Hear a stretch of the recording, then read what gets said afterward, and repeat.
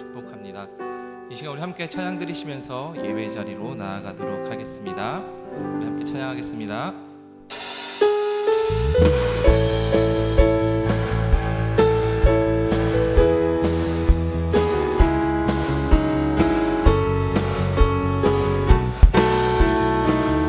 내가 어둠 속에서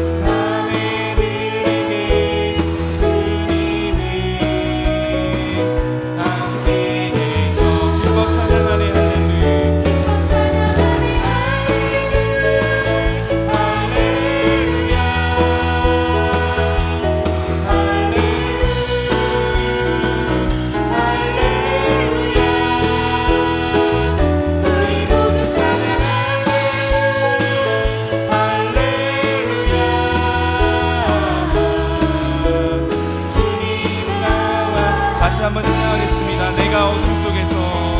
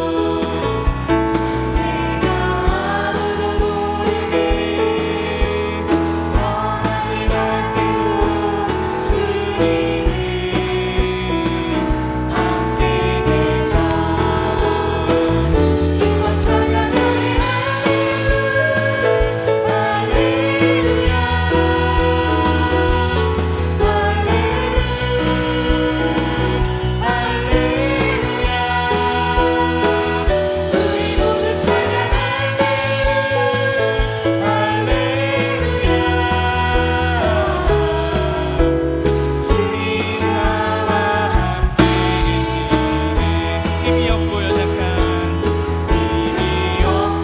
연약한 사람들에게 주님은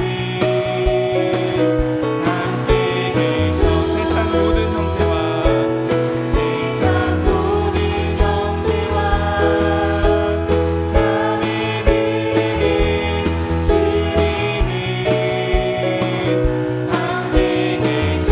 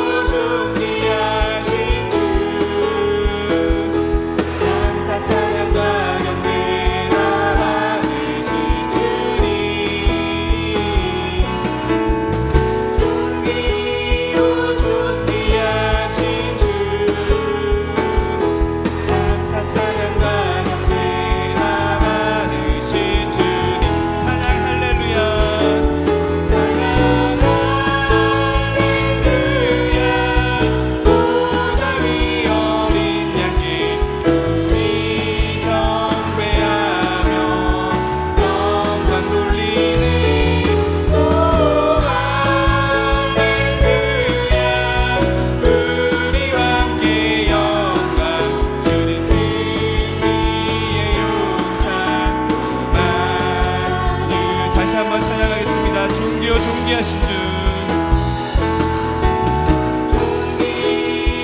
존귀하신 주 감사 찬양과 경배 다 받으실 주님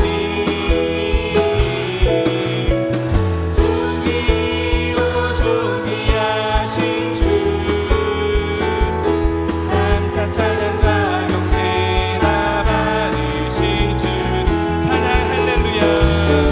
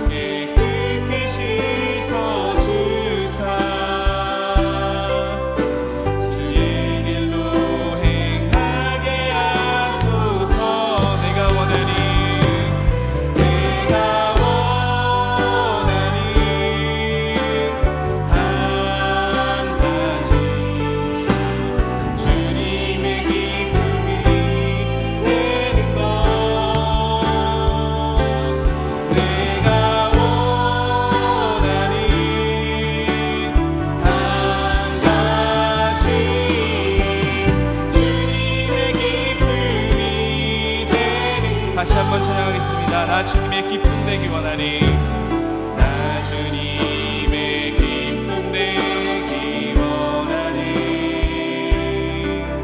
내 마음을 새롭게 하소서.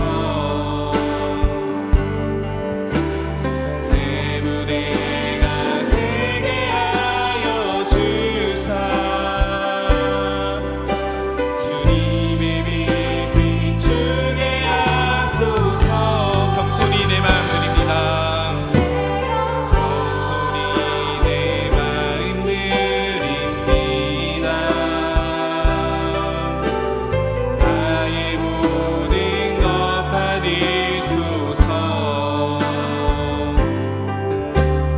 나의 맘 깨끗게 씻어주사, 주의 길로 행하게 하소서. 내가 원하니, 내가 원하니 한 가지, 주님의 기쁨이 되는 것. 내가 원하니 한 가지, 주님의 기쁨이 되는 것. 내가 원하는 한 가지, 내가 원하니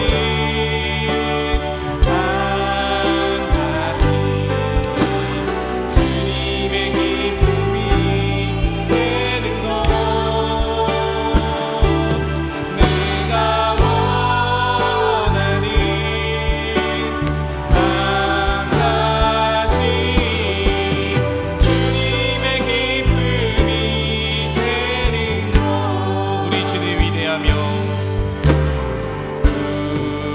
우리 주를 위대하여 능력이 많으시도다. 그의 지혜에 무궁하며 인자는 영원하도다. 상한 자들 고치시며,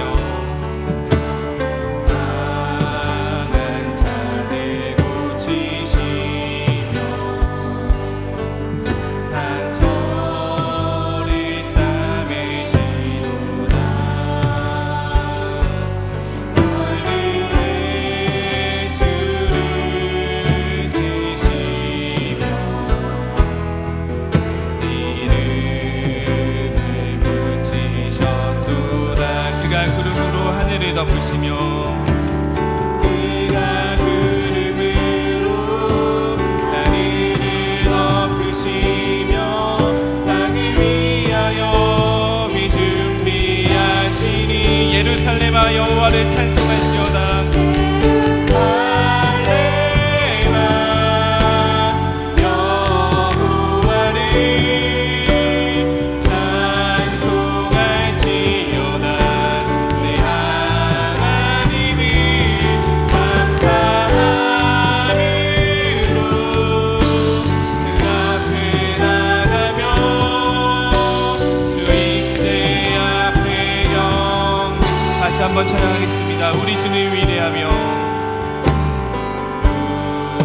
우리 주를 위대하며 능력이 많으시도다. 그의 지혜에 무궁하며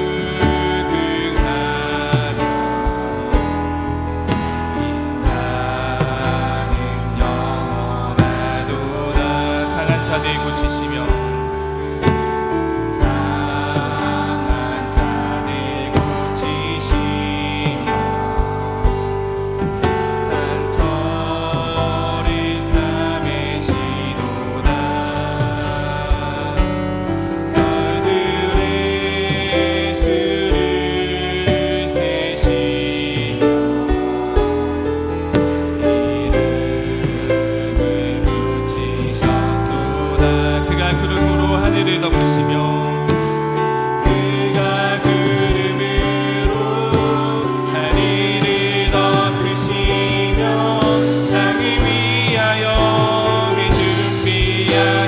그가 구름으로 하늘을 덮으시며 그가 구름으로 하늘을 덮으시며 땅을 위하여 준비하시니 예루살렘아 여호와를 찬송할지어다.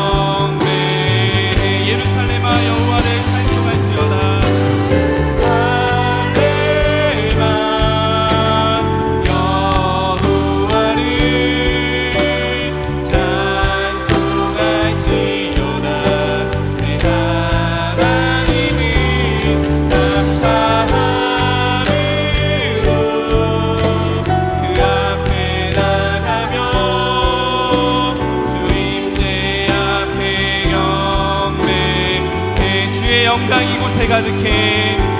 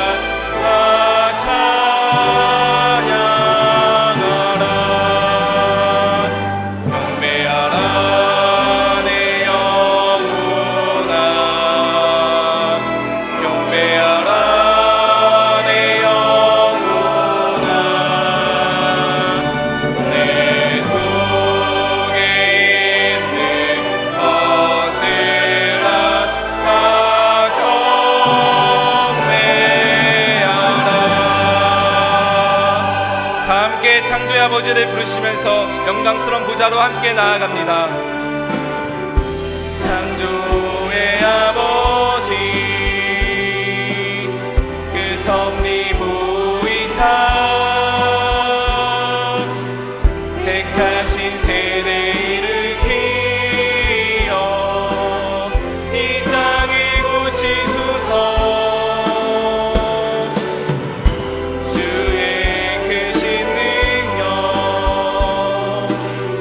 만물이 사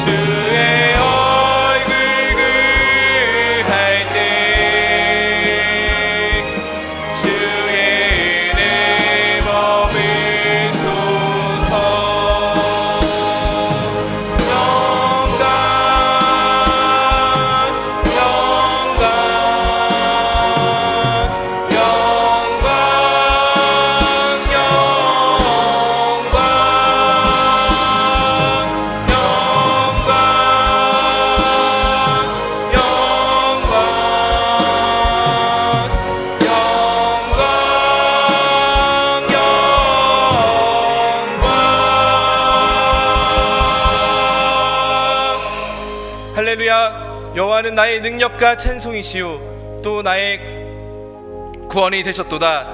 의인들의 장막에 기쁜 소리, 구원의 소리가 있으며 여호와의 오른손이 높이 들렸으며 여호와의 오른손이 권능을 베푸시는도다. 하나님은 영이시니 예배하는 자가 영과 진리로 예배할지니라. 아멘. 사랑하는 형제자매 여러분, 우리 하나님께서 기뻐하시는 예배는 상한 마음과 통회하는 심령이라고 하셨습니다. 이 시간 성령께서 우리의 마음을 살피셔서 깨닫게 하시는 잘못을 가지고 진실한 마음으로 각자 입을 열어 주님께 회개의 기도를 드리겠습니다. 다 같이 기도하겠습니다.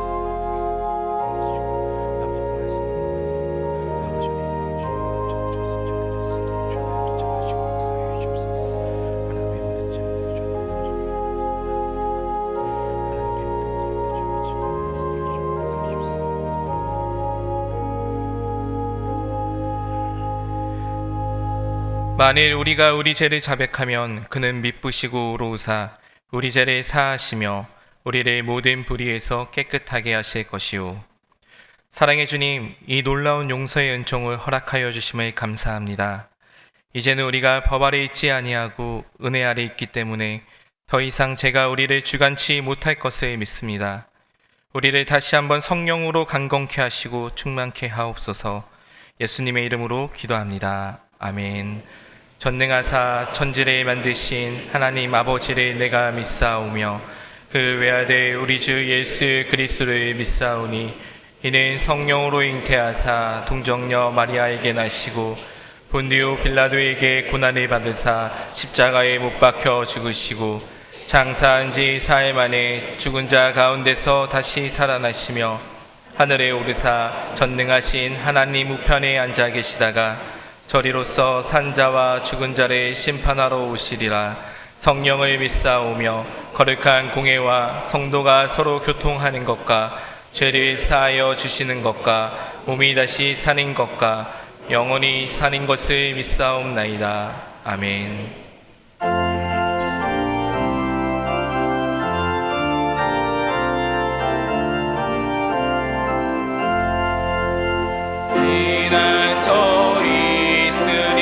환난에 당한 자이리오라.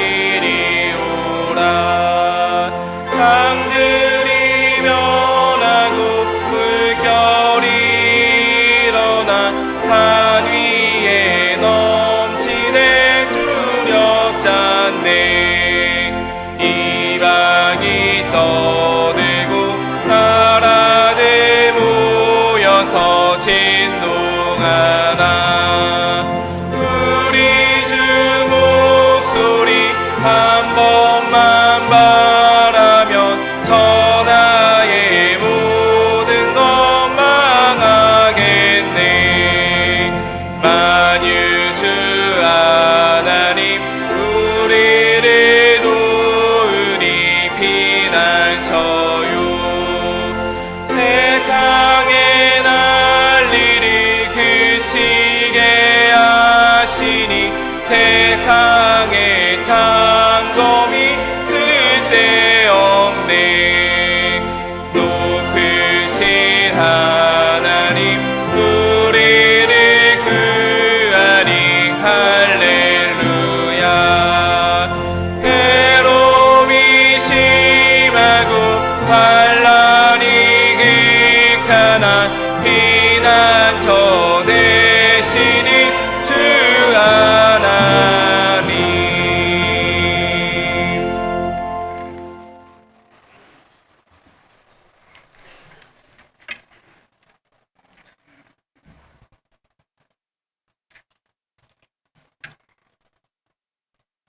영원한 생명을 주신 하나님을 찬양합니다.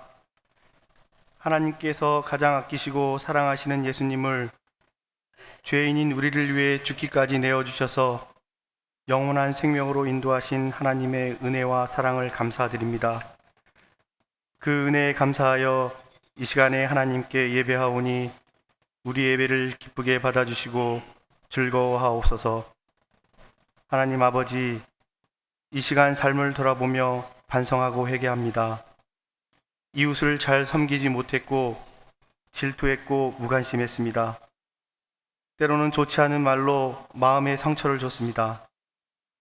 교만한 생각으로 이웃에게 무례하게도 대했습니다. 하나님을 사랑한다고 말하면서 행동으로는 실천하지 못했습니다. 용서하여 주옵소서. 이후의 삶은 죄와 단절하고 예수님의 성품을 닮아가는 삶을 살도록 인도하여 주옵소서. 6월은 국가를 위해 희생하신 분들을 기억하고 감사의 마음을 전하는 보훈의 달입니다. 고난과 역경 속에서도 자유와 평화를 지키기 위해 생명을 바친 분들의 숭고한 희생을 잊지 않게 하시고 그분들의 가족과 후손들에게도 하나님의 위로와 은혜가 함께 하시길 소망합니다. 다가오는 6월 3일은 우리나라의 대통령을 선출하는 날입니다. 하나님을 두려워하고 백성을 존중하는 선한 대통령이 선출되게 하셔서 우리나라가 하나님의 통치 아래서 다스려지게 하옵소서. 우리 교회가 사랑이 넘치는 교회가 되게 하옵소서. 서로를 이해하지 못하고 상처로 얼어붙은 마음을 그리스도의 보혈로 녹게 하시고 내가 먼저 손 내밀게 하셔서 불편했던 관계가 회복되어 사랑이 충만한 공동체가 되게 하옵소서. 교회에는 원치 않은 사고와 질병으로 고통받는 환우들이 많이 있습니다. 하나님께서 찾아가 주셔서 그분들의 눈물을 닦아주시고 하나님의 능력의 손길로 치유의 은혜를 베풀어 주셔서 하나님의 영광이 나타나게 하옵소서. 타국에서 복음을 전하는 선교사님과 국내 농어촌에서 사역하시는 사역자들의 안위를 살펴주셔서 삶의 걱정거리가 없이 사역에만 전념할 수 있는 여건이 늘 지속되게 하시고 이분들이 가는 지역마다 예수님의 복음의 깃발이 꽂히게 하셔서 하나님의 나라가 확장되게 하옵소서. 교회에는 하나님의 나라를 확장시키기 위해 헌신하는 동역자들이 많이 있습니다. 이 동역자들의 헌신을 기억하시고 축복하셔서 이분들의 삶이 행복하고 윤택하게 하시고 형통하게 하셔서 비록 세상에서 부족함이 있을지라도 하나님의 방법으로 풍족하게 하옵소서. 사명감을 가지고 하나님께 영광의 찬양을 준비하여 찬미하는 임마누엘 찬양대의 찬양을 기쁘게 받아주시고 목소리로 악기로 지휘로 수고하는 모든 대원에게 하나님의 축복을 넘치도록 받게 하옵소서. 오늘 선포되는 말씀이 1.1핵도 틀리지 않게 하시고 이 말씀을 통해 사랑하는 성도들이 영적 침체에서 벗어나 생명의 삶을 회복되는 귀한 말씀이 되게 하옵소서. 이 모든 말씀을 예수님의 이름으로 기도합니다. 아멘.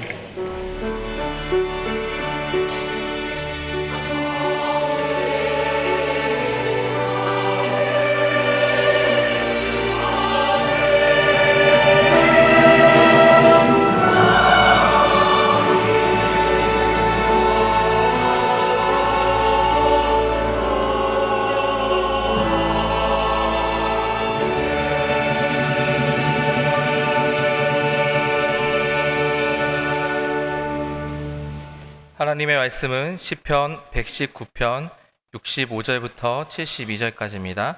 시편 119편 65절로 72절입니다. 여호와여, 주의 말씀대로 주의 종을 선대하셨나이다. 내가 주의 계명들을 믿었사오니 좋은 명철과 지식을 내게 가르치소서. 고난 당하기 전에는 내가 그릇 행하였더니 이제는 주의 말씀을 지키나이다. 주는 선하사 선을 행하시오니 주의 율례들로 나를 가르치소서. 교만한 자들이 거짓을 지어 나를 치려 하였사오나 나는 전심으로 주의 법도들을 지키리이다. 그들의 마음은 살쪄서 기름덩이 같으나 나는 주의 법을 즐거워하나이다. 고난당한 것이 내게 유익이라. 이로 말미암아 내가 주의 율례들을 배우게 되었나이다. 주의 입의 법이 내게는 천천 금보다 좋으니이다. 아멘.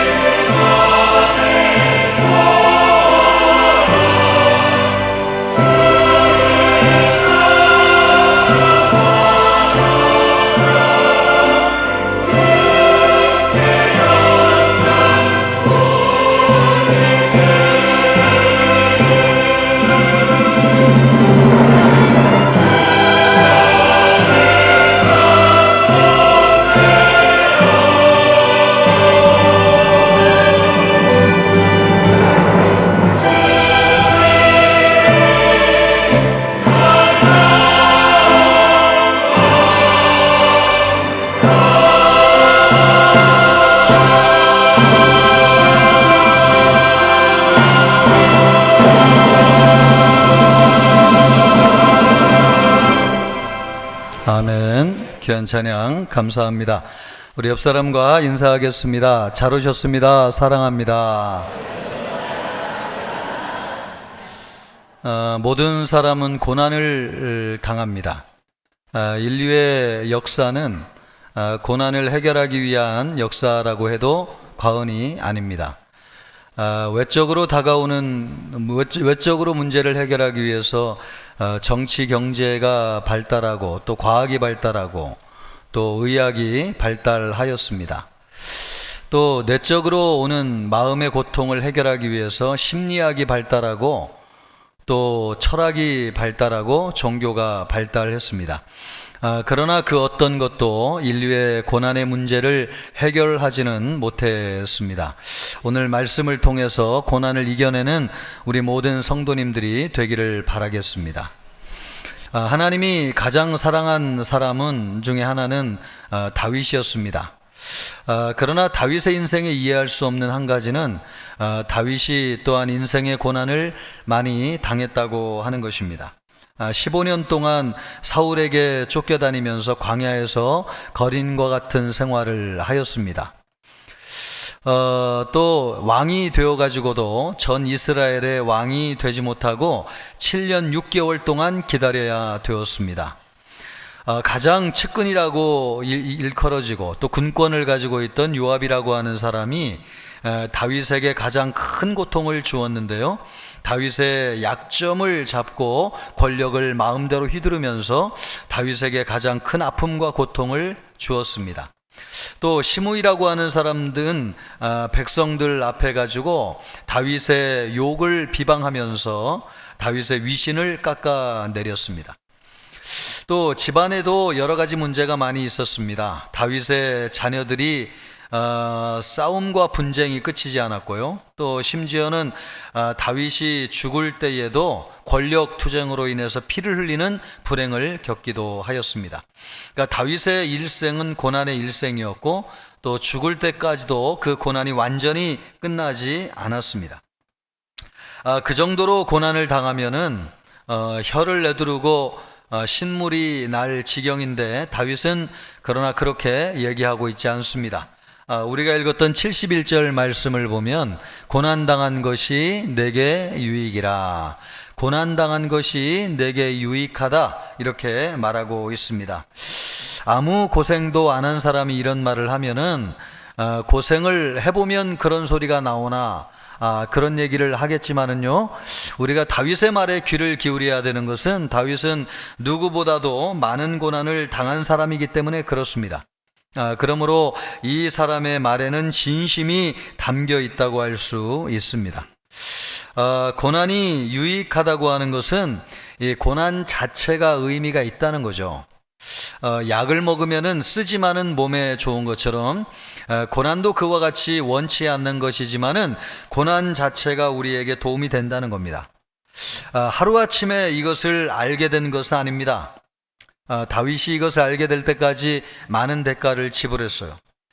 그리고 고난을 당했을 때에 그 고난에서 벗어나기 위해서 많은 시도를 했습니다. 다윗이 제일 많은 시도를 한 것은 기도하는 것이었습니다. 시편 말씀이 150편 말씀으로 기록되어져 있는데 그 중에 73편이 다윗이 시은 지고요, 시편이고 그 73편 가운데 40편 이상이 고난과 관련된 시편이었습니다. 그러니까 고난을 만난 다윗이 얼마나 많은 기도를 했는지 보여주고 있습니다. 특별히 시편이 끝나가는 시편 142편 1, 2절에서도 그가 이렇게 기도하고 있어요. 내가 소리내어 여호와께 부르짖으며, 이 부르짖는다고 하는 게 기도한다는 거죠. 소리내어 여호와께 간구하는도다. 내가 내 원통함을 그의 앞에 토로하며 내 우환을 그의 앞에 진술하는도다. 고난을 만나고 얼마나 많은 기도를 했는지를 잘 보여주는 말씀입니다. 기도할 때마다 하나님이 위로하시고 힘을 주셨어요. 그래서 견디고 인내할 수 있었습니다. 그러나 기도한다고 해서 즉시 고난이 끝나지는 않았습니다. 우리도 고난을 만나면 기도가 저절로 나옵니다.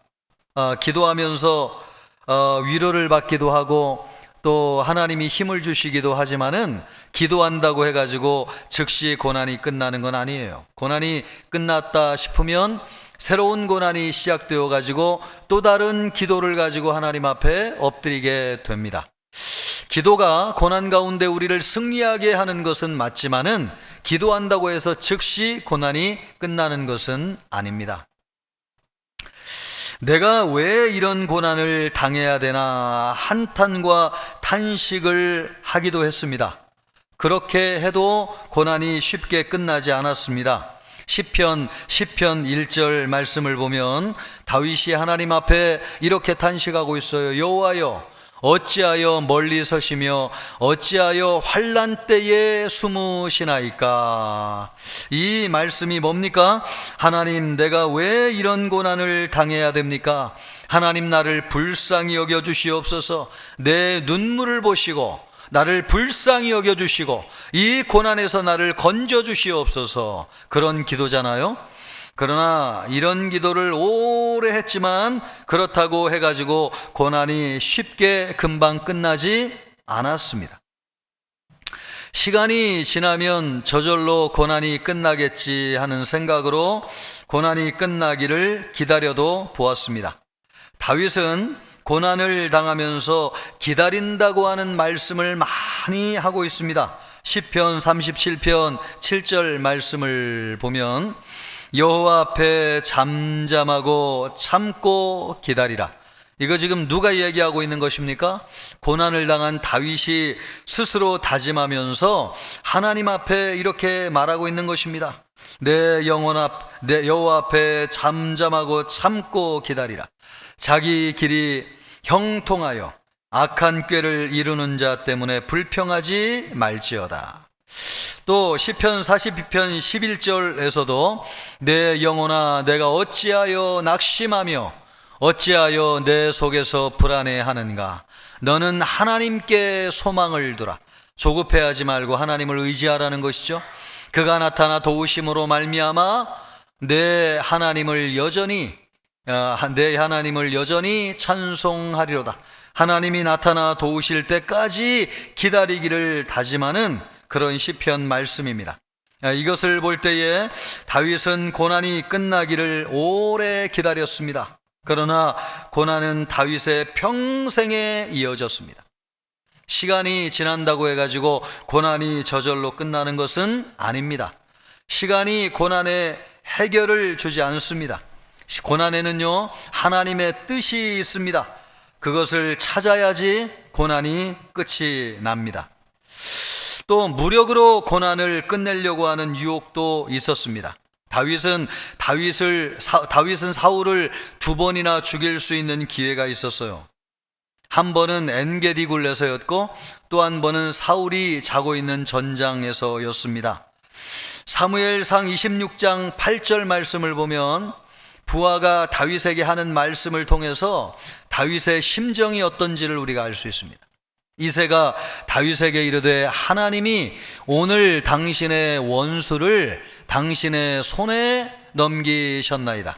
그러므로 청하오니 내가 창으로 그를 찔러서 단번에 땅에 꽂게 하소서. 내가 그를 2번 찌를 것이 없으리이다. 여러분, 부하가 왜 다윗에게 이런 말을 하는 것입니까? 다윗의 마음을 너무나 잘 알고 있으니까요. 다윗이 누구 때문에 평생 시련과 고난을 당하고 있는지를 너무나 잘 알고 있으니까요. 기회가 왔다는 거죠. 마침내 사울을 죽일 수 있는 기회가 왔는데 왕이여 허락만 하시옵소서. 2번 창을 쓸 일도 없습니다. 내가 한 번만 꽂으면 되겠습니다. 이것은 누구의 마음을 얘기하고 있는 거예요? 다윗의 마음을 이야기하고 있는 것이죠. 그러나 그런 기회가 왔지만 그러나 다윗은 하나님은 기름 부음 받은 자를 해하는 것을 하나님이 기뻐하지 않는다고 하면서 거절했습니다. 대적을 죽여 없앤다고 해가지고 끝나는 것이 아니죠. 또 다른 대적이 나타나가지고 또 다른 고난이 시작될 것입니다. 다윗은 오직 고난의 때에 모든 것을 하나님께 맡겼습니다. 고난을 끝내주시는 분은 하나님이시라고 하는 것을 알았습니다. 다윗은 이것을 보면은 고난에서 벗어나기 위해서 여러 가지 시도를 했다는 것을 알 수 있어요. 그러나 어떤 고난도 다윗의 고난을 끝내주지 않았습니다. 그리고 알게 되었습니다. 고난은 끝내는 것이 아니라 배우는 것이라, 배우기 위해서 주어진 것이라고 하는 것을 알게 되었습니다. 그래서 고백하고 있는 것이죠. 고난당한 것이 내게 유익이라. 이로 말미암아 내가 주의 율례들을 배우게 되었나이다. 고난은 끝내는 것이 아니라 배우는 것이라고 하는 것을 알게 되었습니다. 이것을 알게 되었을 때에 고난의 긴 통로를 빠져나갈 수 있는 한 줄기 빛이 그에게 보여졌습니다. 우리도 여러분 고난을 만났습니까?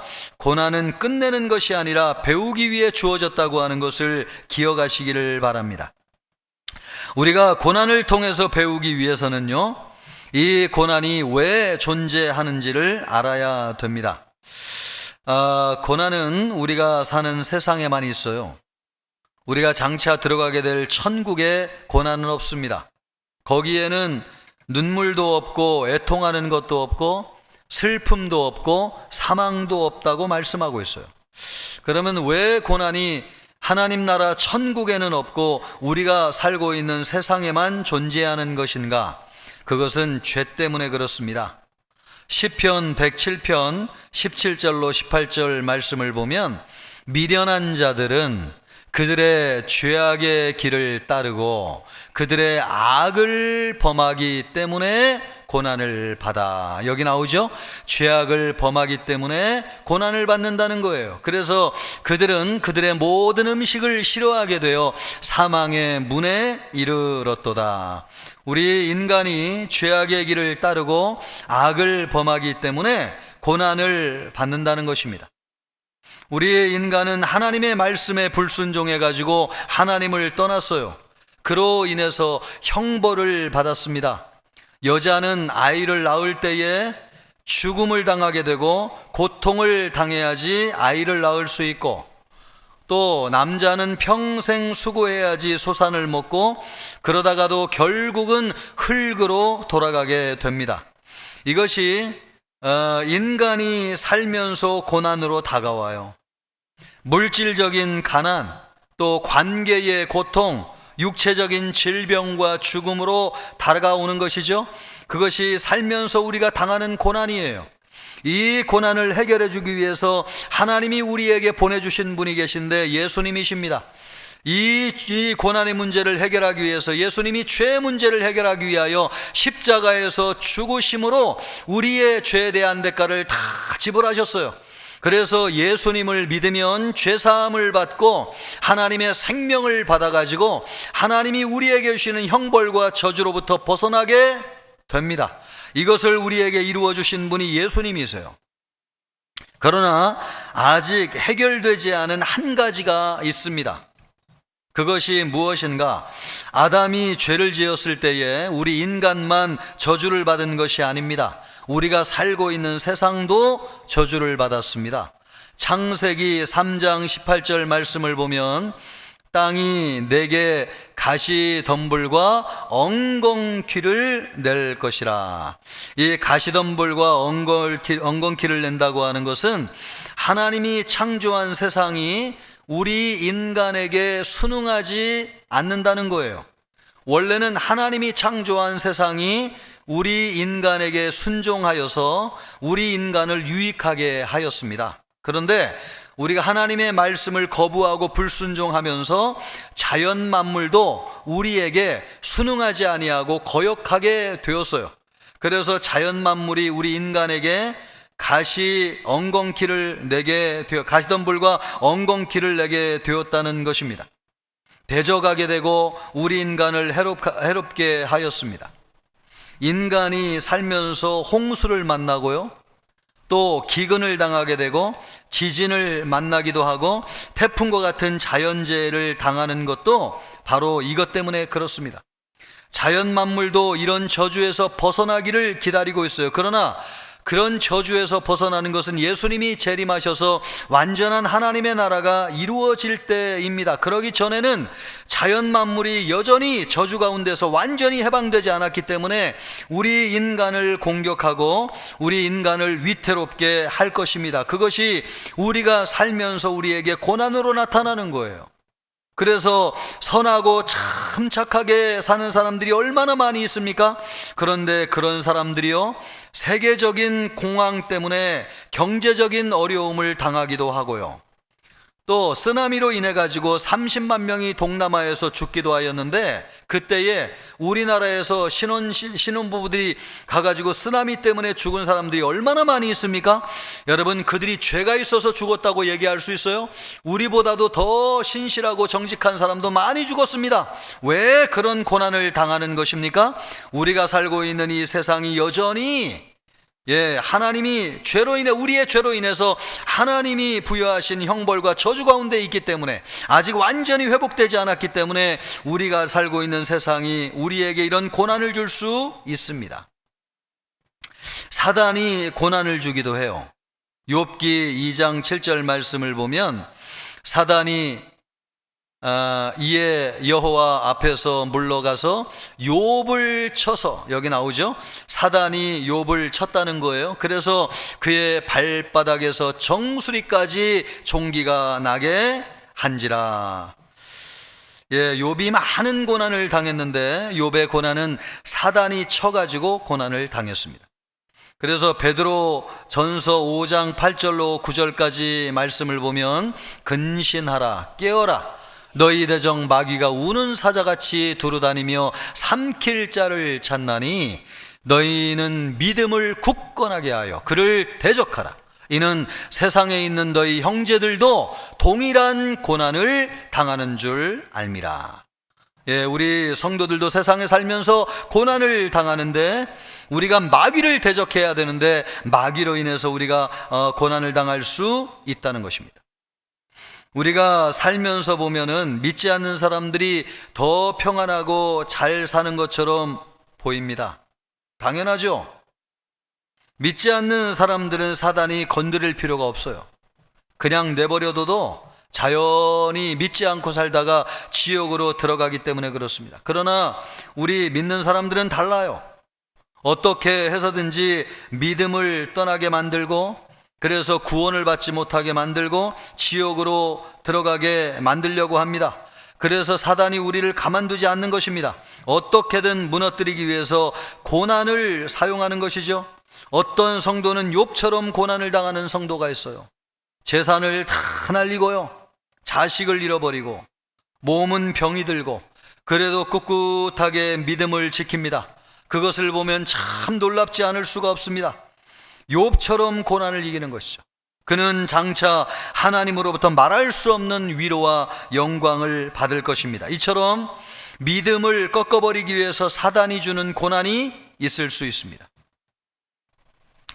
하나님이 뜻이 있어가지고 허락하시는 고난도 있습니다.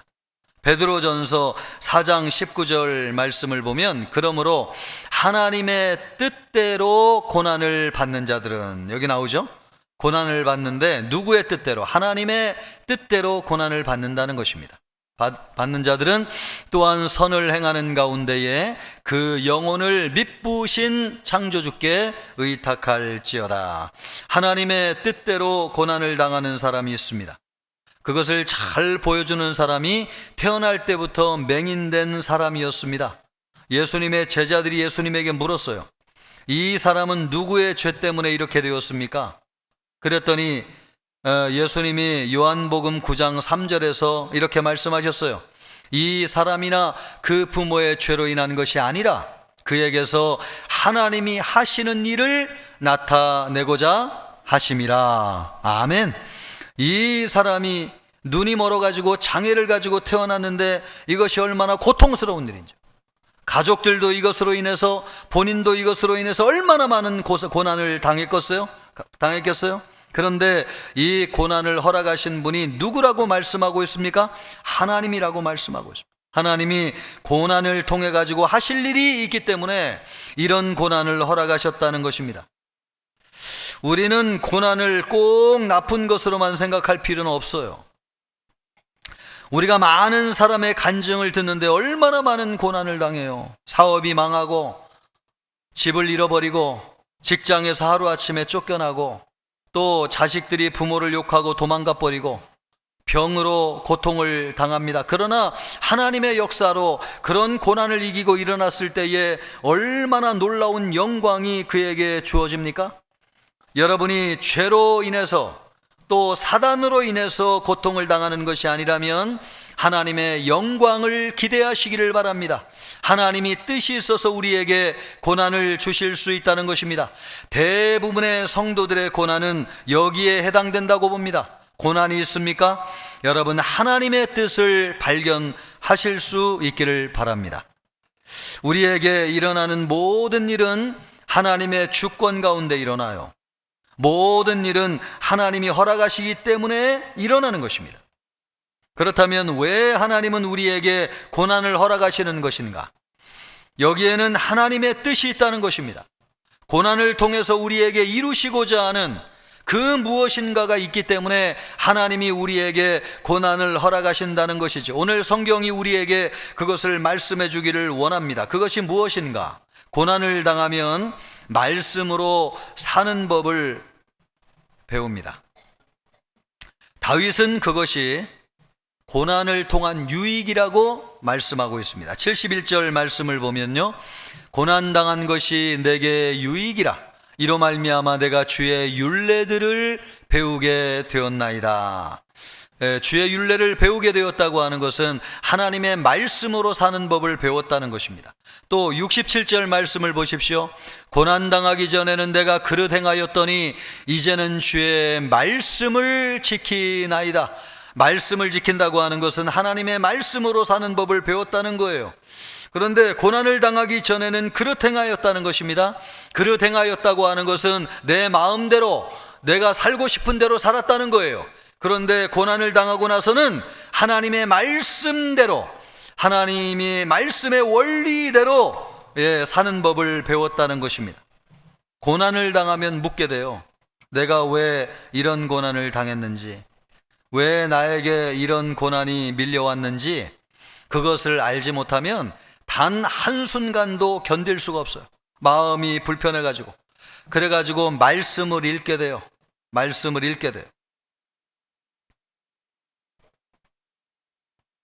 말씀을 읽으면서 나에게 이 고난의 이유를 알려주시는 말씀을 찾기 위해서 주야로 말씀을 읽습니다. 그러다가 고난과 관련된 말씀을 찾으면은 하루 종일 그 말씀을 묵상해요.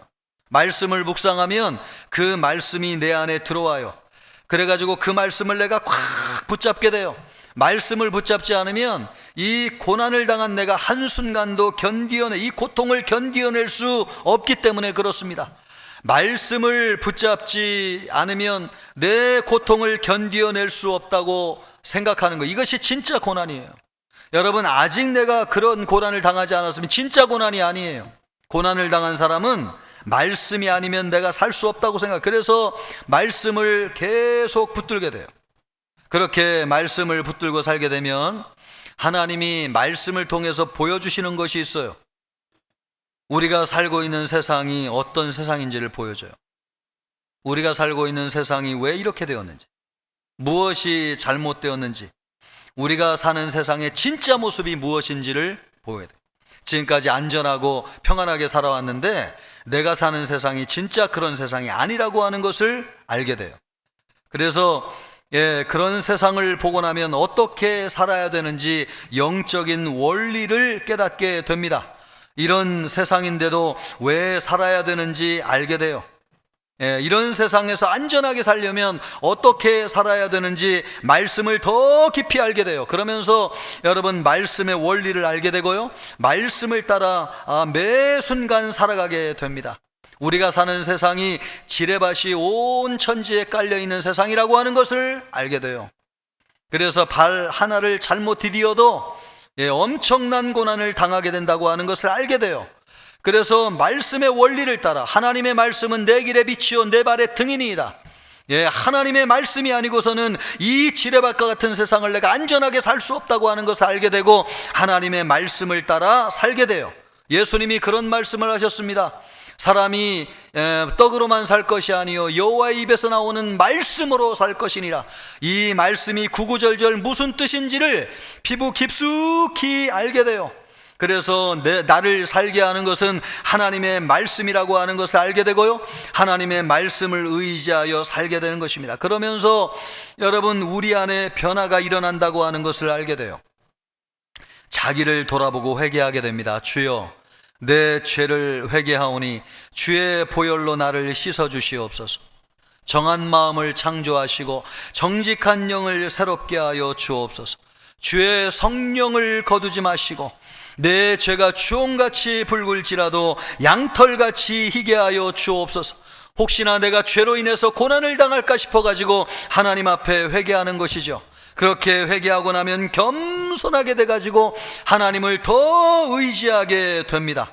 고린도후서 1장 8절로부터 9절까지 말씀을 보면, 형제들아, 우리가 아시아에서 당한 환난을 너희가 모르기를 원하지 아니하노니 힘에 겹도록 심한 고난을 당하여 살 소망까지 끊어지고, 우리는 우리 자신이 사형 선고를 받은 줄 알았으니 이는 우리로 자기를 의지하지 말고 오직 죽은 자를 다시 살리시는 하나님만 의지하게 하심이라. 아멘.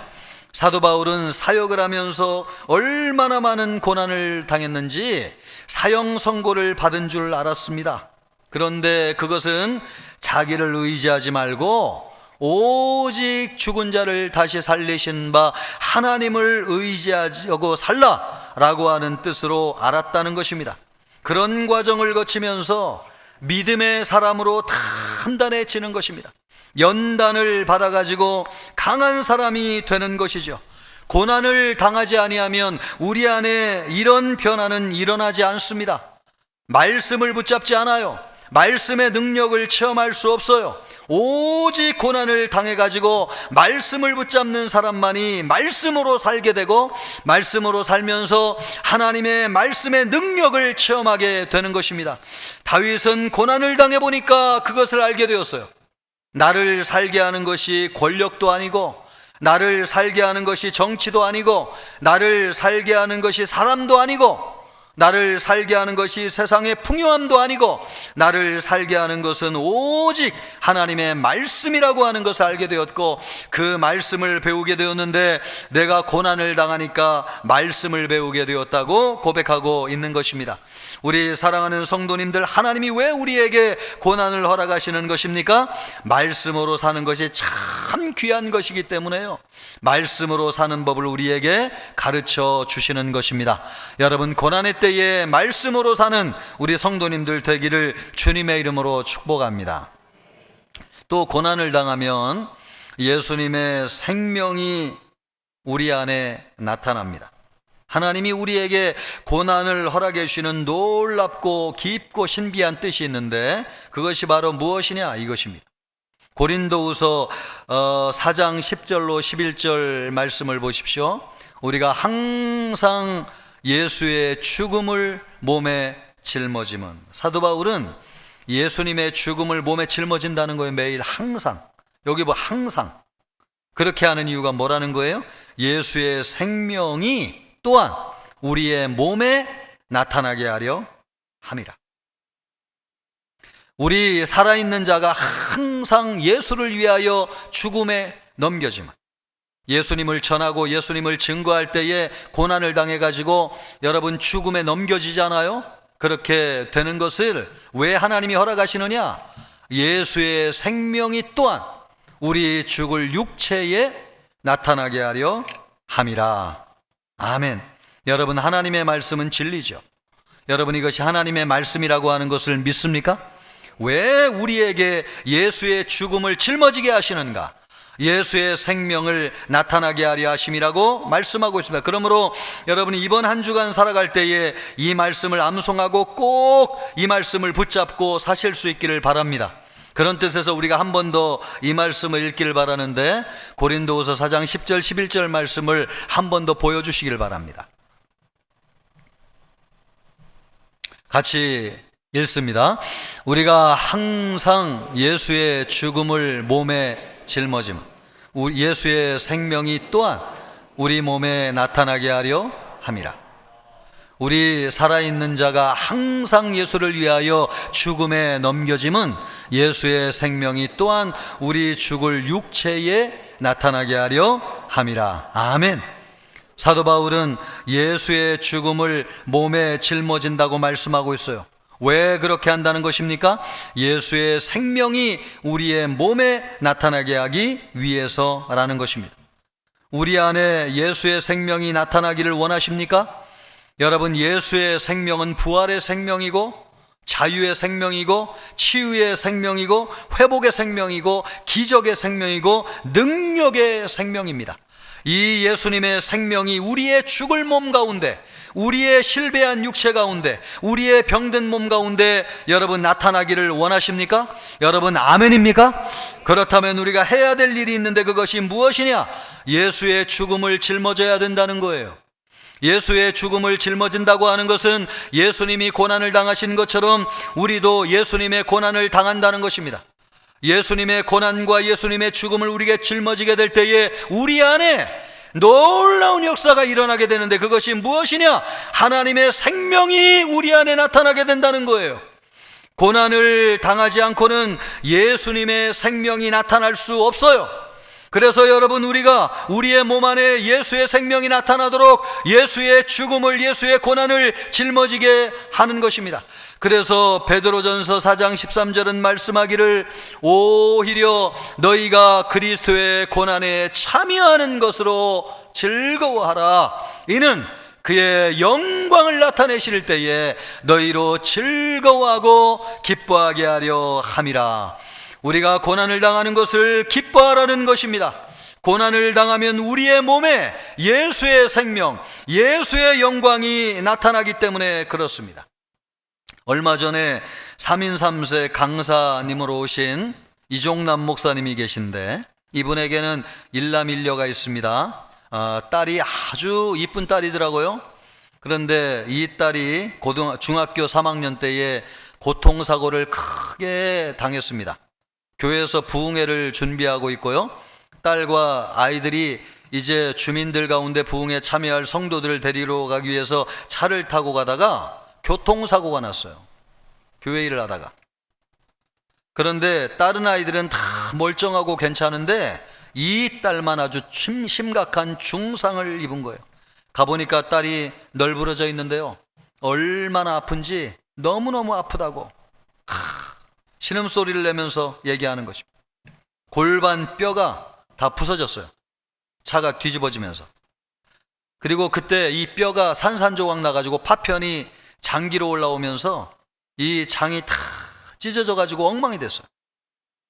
말할 수 없는 고통과 통증으로 견딜 수가 없었어요. 하도 수술을 많이 해가지고요, 이 수술 자국이, 이 중학교 3학년 아이의 뱃속에 수술 자국이 얼마나 많은지 이 피부가 그냥 온전한 피부가 하나도 없을 정도였습니다. 걷는 것은 고사하고 휠체어에 앉아 있는 것도 불가능하다고 얘기했습니다. 그런데 많은 성도들이 이 가슴 아픈 사연을 듣고 중보 기도를 하고 목사님 기도에 간절한 믿음을 통하여서 기적이 일어났습니다. 죽은 것 같은 몸에 예수의 생명이 나타났어요. 그래가지고 두 발로 다시 일어나게 되었습니다. 할렐루야. 지금은 여러분 대학을 다니면서 재활을 공부하고 어려움을 당하는 사람들을 도와주기 위해서 준비하고 있습니다. 그가 고난을 당하여 몸이 어그러질 때에 그 안에 예수의 생명이 나타난 것입니다. 고난을 당하지 않으면 예수의 생명이 우리에게 나타나지 않아요. 예수님이 고난을 당하고 죽음을 당할 때에 하나님의 생명이 그에게 부어짐과 같이 우리 안에 여러분 회복의 영, 부활의 생명, 치유의 생명이 우리 안에 역사하기를 원하십니까? 하나님이 왜 우리에게 고난을 허락하시는 것입니까? 고난을 우리가 육체에 짊어지게 될 때에, 예수의 죽음을 우리의 몸에 짊어지게 될 때에 예수의 생명이 우리 안에 역사하시기 때문에 그렇습니다. 할렐루야. 여러분, 그러므로 고난을 허락하시는 하나님의 뜻이 있는 것이지요, 예수의 생명이 우리에게 나타나게 하려 하기 때문입니다. 사도 바울은 복음을 전하면서 많은 고난을 당했어요. 그러면서 성도들 향해서 이렇게 얘기했습니다. 사망은 우리 안에 역사하고 생명은 너희 안에 역사하느니라. 사도 바울이 복음을 전하면서 얼마나 많은 고난을 당했어요. 그런데 그가 고난을 당하고 예수의 죽음을 짊어지면 짊어질수록 그 몸 안에 담겨지는 예수의 생명으로 말미암아 수많은 성도들이 예수의 생명으로 살아나고 치유를 받고 영생을 얻는 역사가 일어나게 되었다는 것입니다. 그래서 여러분, 사도 바울이 얘기하고 있는 거예요. 사망은 우리 안에 역사하고 생명은 너희 안에 역사하느니라. 할렐루야. 여러분, 사도 바울이 복음을 통하여 수많은 사람의 영혼을 구원할 수 있었던 것은 사도 바울이 예수의 고난을, 예수의 죽음을 몸에 짊어짐으로 말미암아 예수의 생명이 나타났기 때문에 그렇습니다. 여러분이 가정에서 예수님의 죽음을 짊어지고 계십니까? 여러분, 가정과 직장에서 수많은 고통을 당하고 말할 수 없는 고난을 당하고 있습니까? 그 결과 여러분의 가정에 예수의 생명이 나타날 것입니다. 왜 여러분, 하나님은 때로 우리 자녀들을 위해서 우리가 말할 수 없는 고통을 당하게 하시고 자녀들 때문에 왜 우리가 고난을 당하게 하는 것입니까? 그것은 우리 자녀들에게 예수의 생명이 나타나게 하고자 하는 하나님의 뜻이 있기 때문에 그렇습니다. 고난은 여러분 나쁜 것이지만은 이 고난이 여러분 반드시 우리에게 해가 되는 것은 아니에요. 고난에는 뜻이 있어요. 예수의 생명이 우리에게 나타나게 하기 위해서 우리에게 하나님이 고난을 허락하시는 것입니다. 그러므로 여러분, 고난이 여러분에게 있습니까? 예수님의 생명이 나타나고 한다고 하는 것을 믿으시고 고난 가운데 승리하는 여러분이 되시기를 주님의 이름으로 축복합니다. 예, 이것을 볼 때에 왜 하나님이 우리에게 고난을 허락하시는지를 알 수 있죠. 그래서 다윗이 고백하고 있는 거예요. 고난당한 것이 내게 유익이라. 내가 이로 말미암아 주의 율례들을 배우게 되었느니라. 내가 고난을 당함으로 내 안에 예수의 생명이 나타나게 되었다고 사도 바울이 이야기하고 있는 것입니다. 여러분에게도 그러기를 축복합니다. 이것을 위해서 두 가지를 꼭 기억하기를 바라는데요. 먼저는 고난을 바라보는 시각을 바꾸세요. 다윗은 고난이 유익하다고 말씀하고 있습니다. 고난은 우리는 고난이 나쁜 것이라고 생각해요. 그러나 여러분, 우리는 성경이 말씀하는 대로 고난을 보아야 되겠죠. 성경이 뭐라고 얘기하고 있습니까? 고난이 유익한 것이라고 말씀하고 있습니다. 하나님은 우리에게 유익을 주기 위해서 고난을 사용하세요. 그러므로 여러분이 고난을 바라보는 시각을 바꾸세요. 설레고 기대하는 마음으로 고난을 대하세요. 그리고 고난 속에 감추어진 하나님의 뜻이 무엇인지를 발견하세요. 그럴 때 여러분에게 빛이 임하게 될 것입니다. 그러기를 주님의 이름으로 축복합니다. 또 하나 여러분이 꼭 해야 될 게 있는데 그건 무엇인가? 고난의 인내를 온전히 이루세요. 야고보서 1장 2절로부터 4절까지 말씀을 보십시오. 같이 읽습니다. 내 형제들아, 너희가 여러 가지 시험을 당하거든 온전히 기쁘게 여기라. 이는 너희 믿음의 시련이 인내를 만들어낸 줄 너희가 알미라. 인내를 온전히 이루라. 이는 너희로 온전하고 구비하여 조금도 부족함이 없게 하려 함이라. 인내를 온전히 이루라고 말씀하고 있습니다. 중간에 포기하고 싶은 심정이 들어요. 내가 언제까지 고난을 당해야 되나? 그러면 여러분, 우리에게 향하신 하나님의 뜻이 이루어지지 않습니다. 말씀으로 사는 법을 배울 때까지, 우리에게 예수의 생명이 나타나가지고 부활의 능력과 역사, 회복의 치유의 역사가 우리에게 나타날 때까지 여러분, 고난을 온전히 이루실 수 있기를 바랍니다. 그래서 우리에게 향하신 하나님의 뜻이 이루어지는 역사가 있기를 우리 주님의 이름으로 축복합니다. 이 시간 우리 기도하기를 바라는데요, 기도할 때에 오늘 우리에게 주신 말씀을 붙잡고 기도하겠습니다. 하나님 아버지, 고난을 바라보는 시각을 바꾸게 하여 주옵소서. 고난을 당했을 때에 말씀으로 살게 하여 주시고, 고난 가운데 예수의 생명이 부어짐을 알고 예수의 생명이 나타날 때까지 고난을 온전히 이루게 하여 주옵소서. 기도하겠습니다. 존귀하시고 영화로우신 하나님 아버지, 감사합니다. 아버지 하나님이여, 고난을 온전히 이루게 하여 주시기를 원합니다. 인내하게 하여 주옵소서. 고난을 바라보는 시각을 바꾸게 하여 주시기를 원합니다. 아버지 하나님이여, 다윗처럼 고난을 당한 것이 내게 유익이라. 이로 말미암아 주의 율례들을 배우게 되었나이다. 말씀으로 사는 법을 배우게 하여 주옵소서. 또한 아버지 하나님, 우리가 예수의 고난을 짊어짐으로 말미암아 우리 안에 예수의 생명이 임하게 하여 주시옵소서. 예수의 생명이 나타나게 하여 주옵소서. 아버지 하나님이여, 고난당하는 사람이 있습니까? 예수의 생명이 나타나게 될 줄 믿습니다. 아버지 하나님이여, 예수의 생명으로 살아나게 하시고 부활하게 하시고 치유되게 하시고 회복되게 하여 주시고 다시 일어나게 하여 주옵소서. 예수의 생명으로 일어나는 우리 모든 성도들 되게 하여 주시옵시고 넉넉히 고난을 이길 수 있도록 인도하여 주옵소서. 고난에는 하나님의 뜻이 있습니다. 고난을 바라보는 시각을 바꾸게 하여 주옵소서. 고난당한 것이 내게 유익이라. 이로 말미암아 주의 율례들을 배우게 되었나이다. 하나님의 말씀으로 사는 법을 배우게 하여 주옵소서. 또한 예수님의 고난을 짊어짐으로 말미암아 우리의 육체에 예수님의 생명이 나타나게 하여 주옵소서. 부활의 생명이 임하게 하여 주옵소서. 치유의 생명이 임하게 하여 주옵소서. 회복의 생명이 임하게 하여 주옵소서. 감사하오며 예수님의 이름으로 기도하옵나이다. 아멘.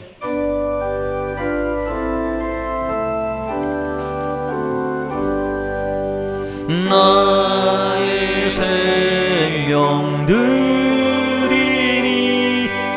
주여 받아주셔서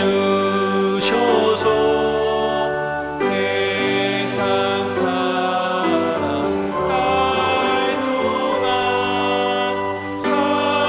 찬송하게 하소서. 나의 보아 드리니 주여 받아주셔서 하늘나라 위하여 주 뜻대로 쓰소서.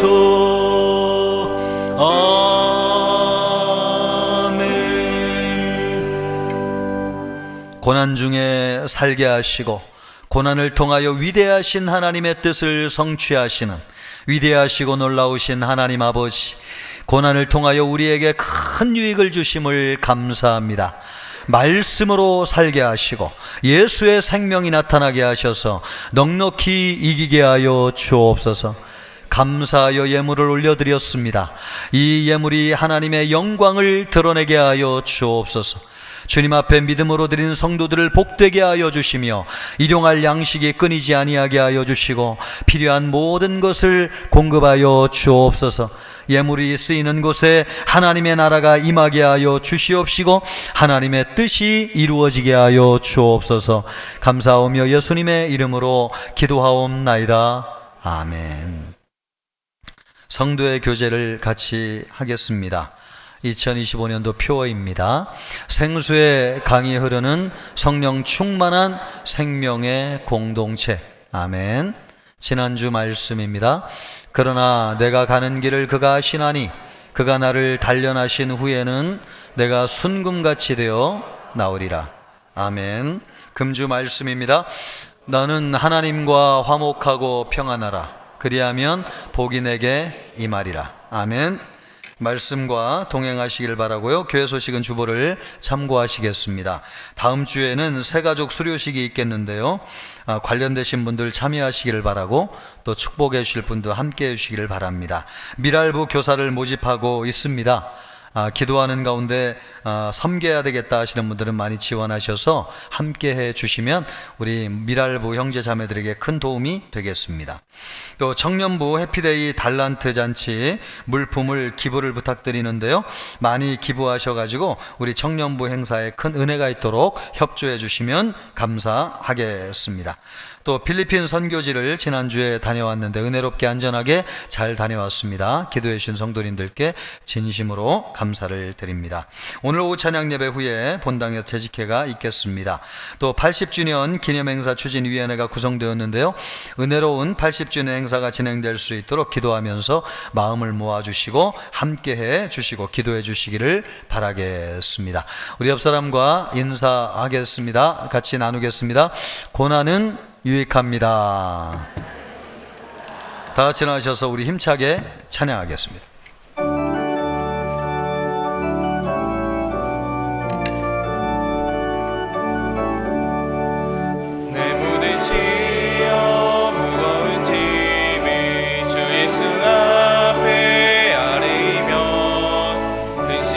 쌓인 날 돌아보사 내 근심 모두 맡으시네. 무거운 짐을 나 홀로 지고 견디다 못해 쓰러질 때 불쌍히 여겨 구원해 주리. 은혜의 주님 오직 예수. 내 모든 괴로움 닥치는 환란 주 예수 앞에 아뢰이면 주께서 친히 날 구해 주사 넓으신 사랑 베푸시네. 무거운 짐을 나 홀로 지고 견디다 못해 쓰러질 때 불쌍히 여겨 구원해 주리. 은혜의 주님 오직 예수. 내 짐이 점점 무거워질 때 주 예수 앞에 아뢰이면 주께서 친히 날 구해 주사 내 대신 짐을 져주시네. 무거운 짐을 나 홀로 지고 견디다 못해 쓰러질 때 불쌍히 여겨 구원해 주리. 은혜의 주님 오직 예수. 마음의 시험 무서운 죄를 주 예수 앞에 아뢰이면 예수는 나의 능력이 되사 세상을 이길 힘주시네. 무거운 짐을 나 홀로 지고 견디다 못해 쓰러질 때 불쌍히 여겨 구원해 주리. 은혜의 주님 오직 예수.